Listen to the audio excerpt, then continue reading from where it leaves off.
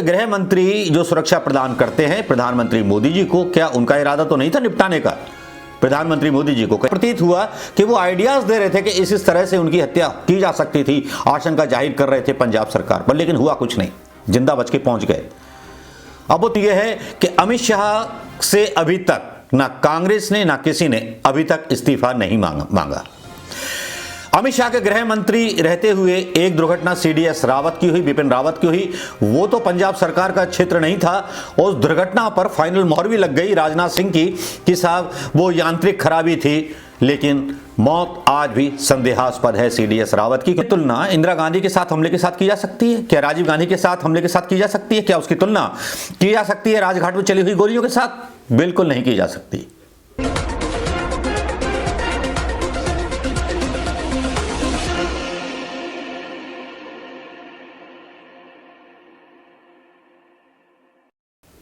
दोस्तों नमस्कार, मैं मनोज कुमार शर्मा आजाद हिंद आवाज न्यूज के लिए एक बार फिर आपके बीच में। दोस्तों यूं तो आप देख रहे होंगे कि जिस तरह से प्रधानमंत्री मोदी की यात्रा जो मतलब लौट आना पड़ा और जो आरोप जो चल रहे हैं मीडिया पर, वो आप सुन रहे होंगे कि प्रधानमंत्री मोदी को सुरक्षा का थ्रेट मिला, पंजाब स्टेट का वो दौरा नहीं कर पाए, अपना भाषण नहीं दे पाए। जहां कांग्रेस का एक तरफ कहना है कि भैया रैली में भीड़ ही नहीं थी, प्रधानमंत्री जी ने बहाना बना करके पंजाब सरकार को बदनाम करने का बहाना ढूंढ लिया। वाकई में सही बात है, लेकिन यहां बहुत सारी बातें चल रही हैं। गोदी मीडिया ने एक तरफ ट्रायल चलाना शुरू कर दिया है, जैसे कि चन्नी सरकार को कल ही फांसी पर लटका दिया जाएगा, और सरकारी वकील भी इकट्ठे कर लिए हैं। जैसे कि मतलब एक साजिश रहती है, कॉन्स्पिरेंसी रहती है इन चैनलों की कि चैनल में कुछ ऐसे लोगों को लाया जाता है जो विशेषज्ञ बताए जाते हैं। सेना से संबंधित होता है तो उनको लेके आया जाता है, और पुलिस से संबंधित होता है तो उनको लेके आया जाता है, लेकिन वो पहले से सेट एजेंडा होता है कि उनको क्या बोलना है और किस तरह से बोलना है। ये पहले से चला आ रहा है, क्योंकि भारतीय जनता पार्टी को इसमें बहुत आसानी होती है अपना प्रोपेगेंडा फैलाने के लिए। यह साफ साफ नजर आ रहा है, दुनिया का हर बच्चा, छोड़िए हिंदुस्तान का हर बच्चा कह रहा है कि यह मोदी जी की चाल है और मास्टर स्ट्रोक है। भारतीय जनता पार्टी के लोग भी यही दावा कर रहे हैं, लेकिन इन लोगों की प्यास बुझ नहीं रही, क्योंकि चुनाव इनको आगे दिखाई देते हैं। प्रधानमंत्री मोदी जी के लिए महामृत्युंजय मंत्र का जाप करा करके यज्ञ किए जाते हैं, चाहे योगी जी हो, चाहे वो ढोंगी मामा जी हो हमारे शिवराज सिंह चौहान, जिन्होंने कोरोना की मौतों पर कभी हवन नहीं कराए। योगी जी जो अपने पिता की मौत पर श्राद्ध बनाने ना जा सके, पिताजी के लिए महामृत्युंजय मंत्र का जाप ना करा सके, वो मोदी जी के लिए महामृत्युंजय मंत्र का जाप कराते हैं। बहुत सारे ऐसे नमूने हैं, चाहे वो हरियाणा में हो चाहे कहीं भी हो, यह नमूनागर्दी पूरे दिन आज चलती रही कि प्रधानमंत्री सुरक्षित बच गए।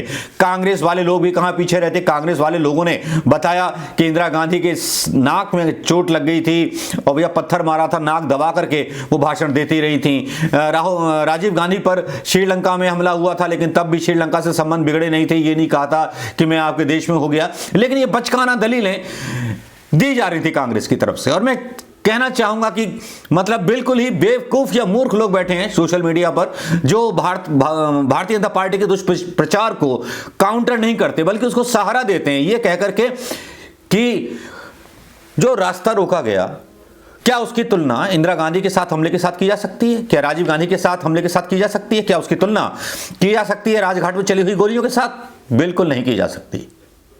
बिल्कुल इजाजत नहीं दी जा सकती इस बात की, क्योंकि प्रधानमंत्री मोदी पर ऐसा कुछ हुआ ही नहीं।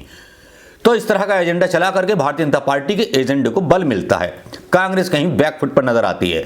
हालांकि कांग्रेस आक्रामक नजर आना चाहती है, लेकिन कहीं खो जाती है उन कुछ सवालों को लेकर के जो सवाल उसे भारतीय जनता पार्टी पर उठाने चाहिए।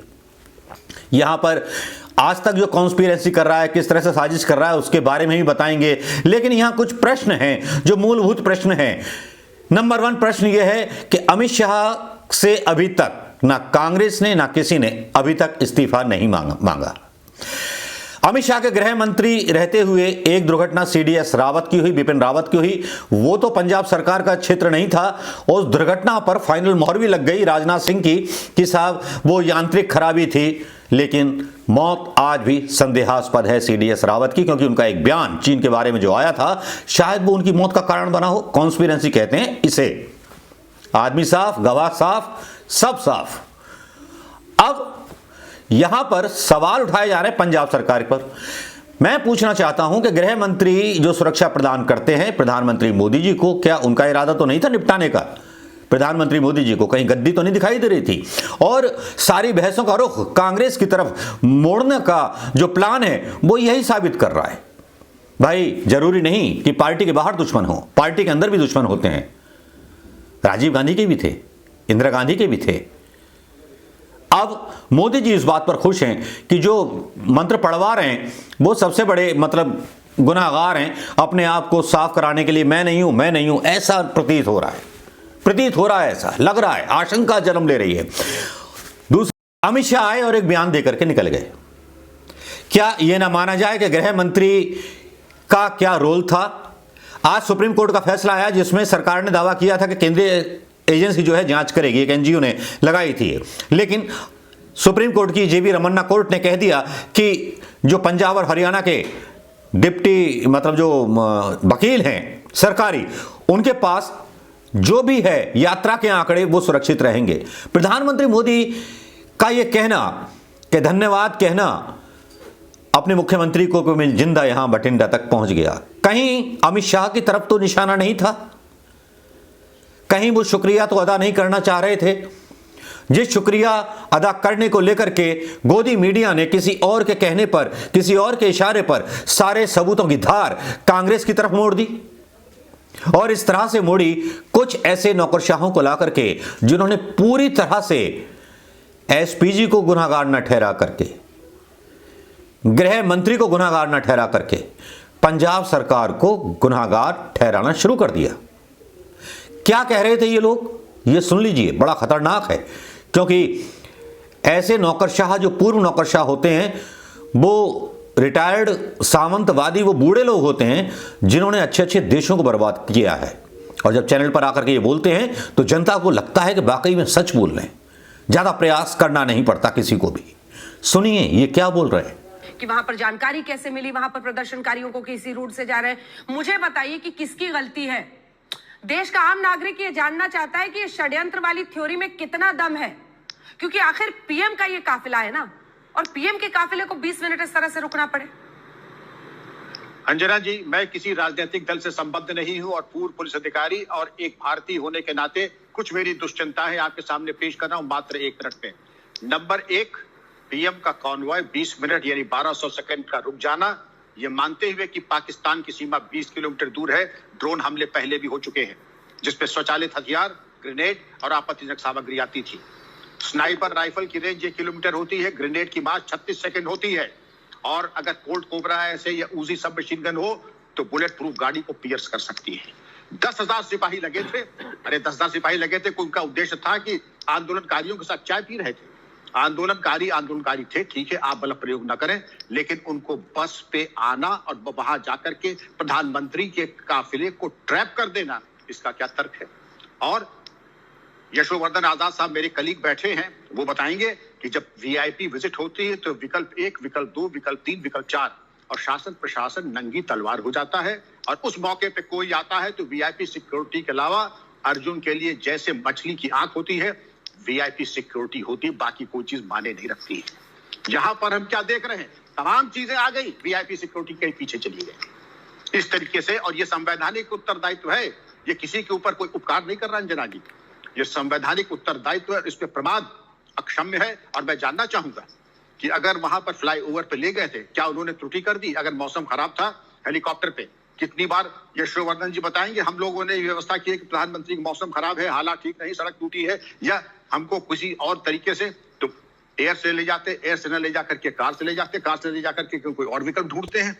लेकिन ये कह देना कि आपने तो बताया नहीं, अचानक हर चीज अचानक होती है, लेकिन बाय सरप्राइज नहीं होती है। अचानक होना एक चीज है, बाय सरप्राइज या हमें बिल्कुल मेरी तैयार। ये आपने सुन लिया होगा दोस्तों। अब इनकी भाषा आपको देखिए, एक आईवी के राह प्रमुख हैं भूतपूर्व, एक डीआईजी हैं भूतपूर्व, जो बहुजन समाजवादी पार्टी में मायावती के खासम खास हुआ करते थे।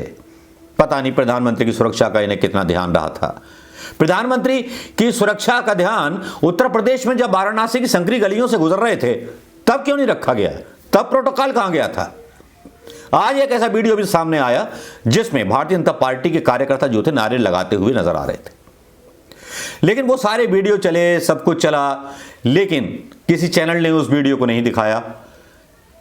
सोशल मीडिया पर खूब इस बारे में बहस चलती रही, लेकिन किसी नेशनल मीडिया ने उस वीडियो को लेकर के बहस नहीं छेड़ी जिसमें भारतीय जनता पार्टी के लोग प्रधानमंत्री के काफिले तक जा पहुंचे थे। खैर वो तो उनके कार्यकर्ता थे, मथुरा में भी, वाराणसी में भी पहुंच गए थे, तो उस पर कोई प्रश्न या कुछ भी कहना बेकार है। लेकिन यहां प्रश्न उठता है अमित शाह पर, अमित शाह की चुप्पी पर। अमित शाह ने यूं तो आकर के बयान दे दिया कि सबकी जांच होगी, सब कुछ होगा। कहीं मोदी जी की जान को खतरा उनके अपने नेताओं से तो नहीं?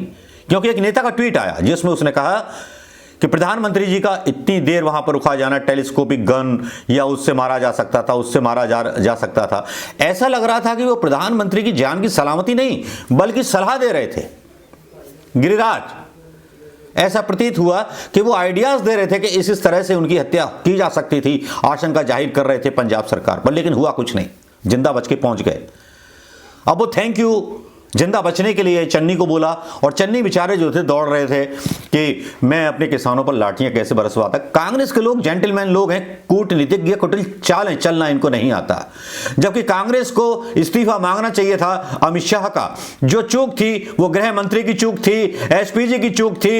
इस्तीफा मांगना था आईबी का, इस्तीफा मांगना था उन सारी एजेंसियों का जो देश की जनता के टैक्स से हजारों करोड़ रुपए की तनख्वाह पाते हैं, उनका इस्तीफा मांगा जाना जरूरी था।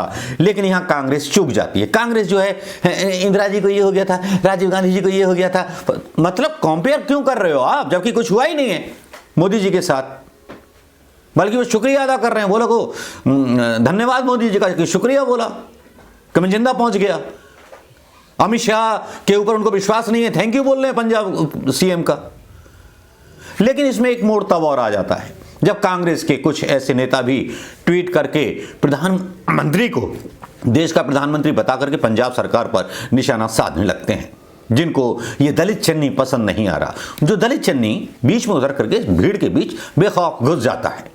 जनता के बीच का नेता मनीष तिवारी जैसे कांग्रेस के नेता ट्वीट कर देते हैं।